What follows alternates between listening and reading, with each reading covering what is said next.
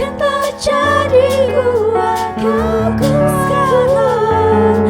Aku selalu kan meninggikanmu, kesetiaanmu besar Yesus Tuhan. Engkau selalu bekerja, hidupku dan menjadi kuatku sekarang. Aku selalu kan meninggikanmu, kesetiaanmu besar di dalamku. Bersama-sama saya ajak kita mau menyembah Dia.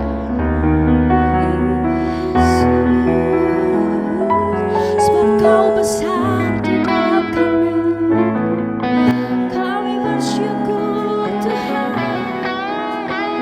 Kaulah kekuatan kami Yesus. Bawa kami lebih dekat kepadamu.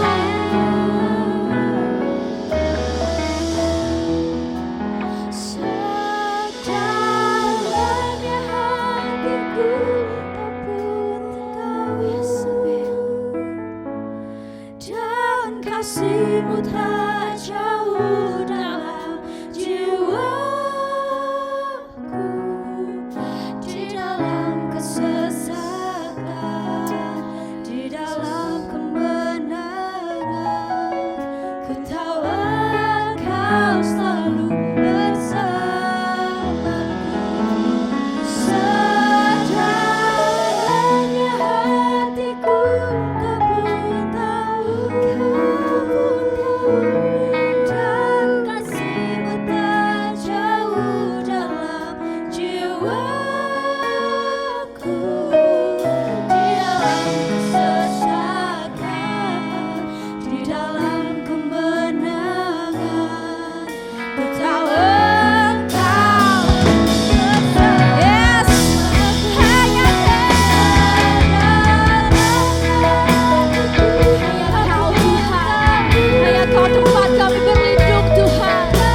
Kasih-Mu tak jauh dalam jiwaku. Di dalam kesesakan, di dalam kemenangan, ku tahu Engkau selalu bersamaku. Hanya Kau tempatku berlindung, hanya Engkau laguku dan kekuatanku. Izinkanlah ku datang menyembah, membawa syukurku. Hanya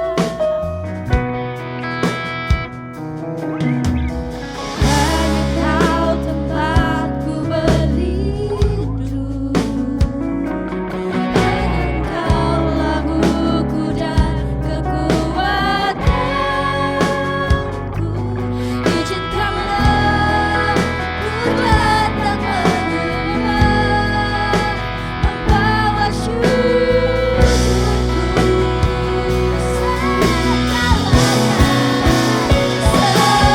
Sedalamnya hatiku Kau pun tahu, dan kasih-Mu tak jauh dalam jiwaku. Di dalam kesesakan, di dalam kemenangan, ku tahu Engkau selalu bersamaku.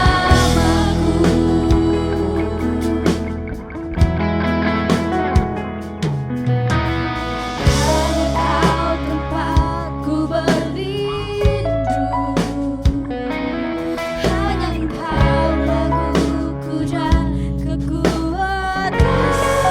Kau kekuatan setiap kami Tuhan. Ku datang menyembah, membawa syukurku. Sejalan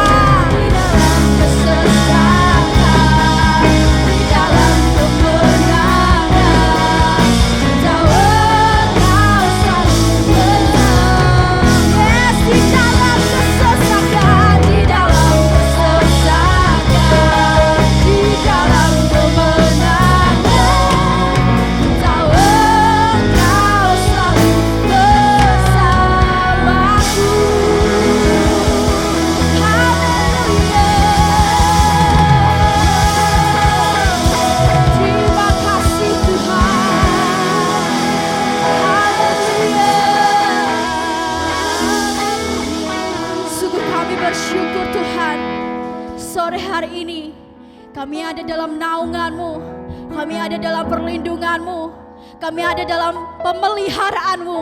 Terima kasih Yesus. Hari ini kami mau mengambil bagian yang terbaik Tuhan, untuk mendengarkan firman-Mu. Penuhi hati kami dengan biji yang benih yang bagus Tuhan, supaya kami tumbuh di tanah yang subur, dan kami tumbuh menjadi anak-anak yang menyenangkan hati-Mu. Terima kasih Tuhan Yesus. Kami bersyukur dan kami mau dan kami siap mendengarkan firman-Mu. Berkati hamba-Mu yang akan menyampaikan firman-Mu Tuhan. Pakai lidah bibirnya, supaya apa yang kami dengar itu bisa menjadikan kami lebih hidup Tuhan, lebih berkenan di hadapan-Mu, menjadi pelaku-pelaku firman-Mu Tuhan. Terima kasih Yesus. Kami siap mendengarkan firman-Mu. Dalam nama Yesus kami sudah berdoa dan mengucap syukur. Haleluya. Amin. Shalom anak muda. Ya, kita kembali dengan ibadah di Immanuel Star Generation ini. Dan puji Tuhan, hari ini tiba saatnya dari Youth Carmel untuk melayani kita semua. Saya yakin kabar kita hari ini semuanya dalam lindungan Tuhan. Semuanya akan pasti baik-baik saja. Ya, apapun yang terjadi, terlepas dari itu kita percaya semua karena Tuhan itu baik. Ya, firman Tuhan kita hari ini, saya mengambil tema di dalam strong inside atau kuat di dalam, yang mana arti di dalam itu sendiri yang bagaimana kita akan bersama-sama nanti kita akan belajar di sini. Dan kita akan mengawalinya di dalam Amsal pasal yang keempat ayat 23. Saya akan bacakan buat teman-teman semuanya. Silakan menyimak baik-baik benar firman Tuhan ini. Jagalah hatimu dengan segala kewaspadaan, karena disitulah terpancar kehidupan. Nah, sudah terjawab. Yang dimaksud kuat di dalam atau strong inside itu sendiri adalah berbicara tentang hati. Maka dari itu Tuhan menginginkan setiap anak-anak muda ini mempunyai hati yang kuat, bukan hati yang lemah. Sebab apa yang ada di dalam hati itu memancarkan keluar dalam bentuk ekspresi, mungkin perkataan atau perbuatan kita. Jika hati kita baik, maka apa yang keluar itu pasti baik. Tetapi jika hati kita tidak baik atau jahat, begitu pula apa yang keluar dari perkataan maupun tingkah laku kita akan keluar hal-hal yang jahat. Jadi semuanya terpusat dari hati. Teman-teman yang dikasihi oleh Tuhan, jadi untuk mengetahui apakah Yesus itu benar-benar berkuasa dalam hidup setiap anak-anak muda, dalam setiap hati anak-anak muda itu adalah kita perhatikan di dalam ucapan dan tingkah lakunya. Ya, semuanya itu akan terlihat baik ketika hati orang itu baik. Maka dari itu di dalam terjemahan yang lain ayat ini mengatakan jagalah hatimu baik-baik, sebab hatimu menentukan jalan hidupmu. Nah, di dalam hati manusia itu terdapat dua sisi yang tidak dapat dipisahkan, yaitu sisi yang jahat dan sisi yang baik seperti itu. Jadi ada dua sisi di dalam setiap hati manusia. Tergantung dari kita pribadi masing-masing mau menonjolkan yang mana, mau menonjolkan yang baikkah atau yang jahatkah di dalam setiap hati manusia. Maka dari itu firman Tuhan di dalam tema kita mengingatkan setiap strong inside, artinya kuat di dalam, mempunyai hati yang kuat, mempunyai hati yang benar-benar bisa menjadi berkat bagi setiap orang. Nah, teman-teman, mungkin kalau teman-teman pernah lihat di seperti kelenteng dan sebagainya. Orang Chinese lambangnya adalah lambang hitam dan putih, itu seperti yin yang, hitam dan putih. Itu seperti penggambarannya seperti di dalam hati manusia.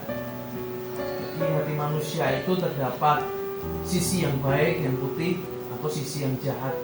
Itu pasti ada dalam setiap manusia.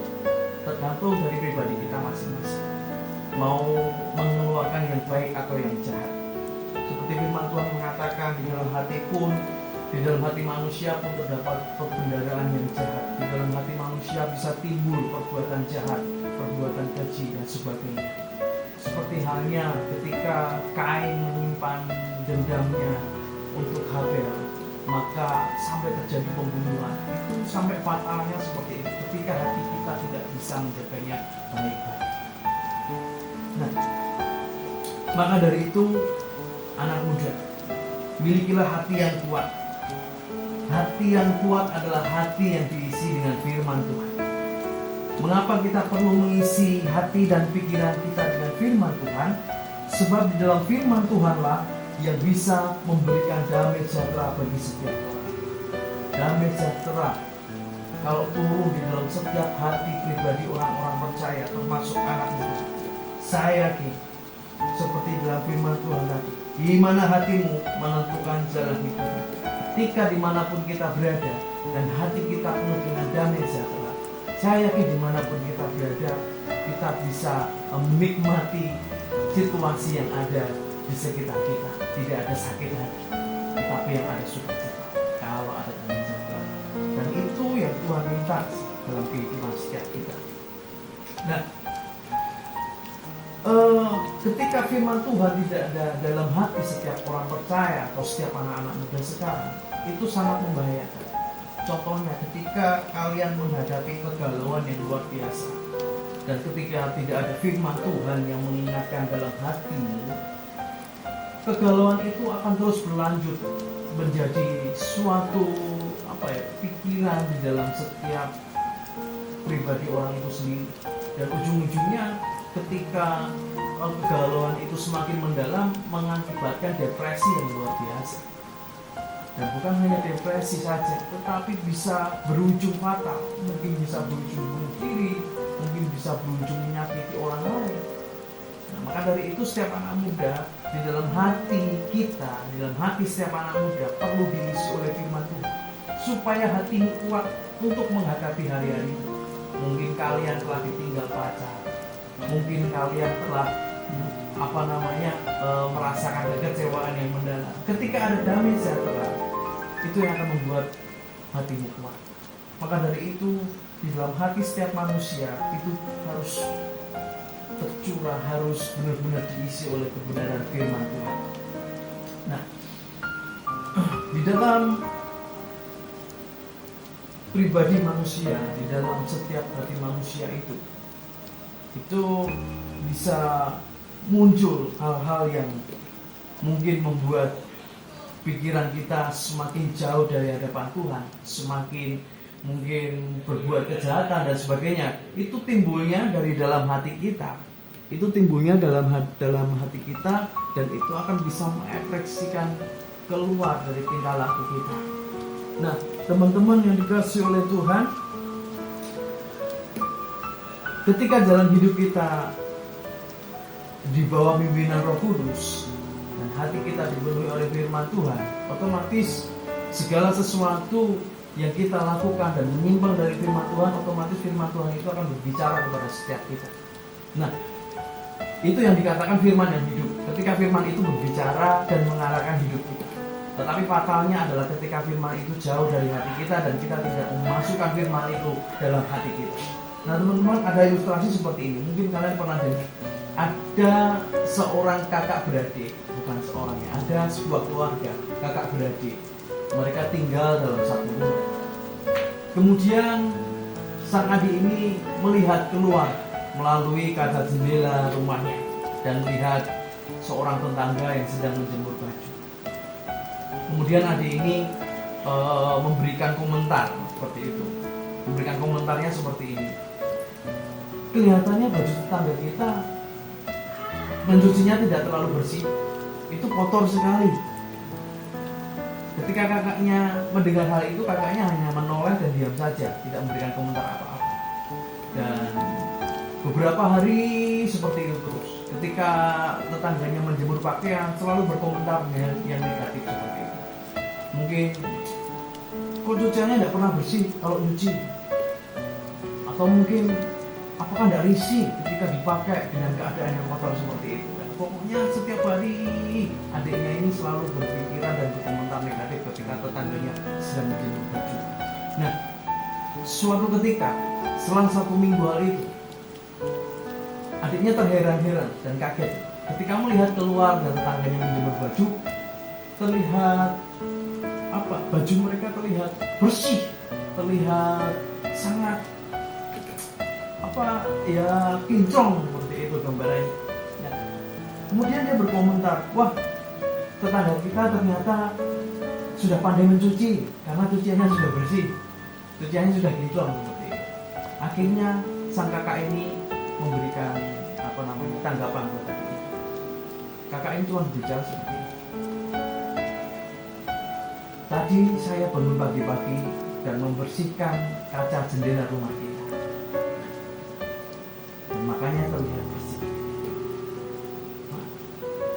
Kita ambil inti dari cerita ini teman-teman, yaitu ternyata begitulah kehidupan manusia.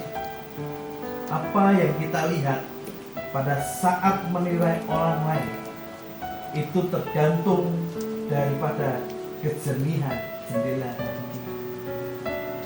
Ya, semuanya yang kita lihat, semuanya komentar yang keluar dari mulut kita itu tergantung dari kejernihan pikiran dan hati kita.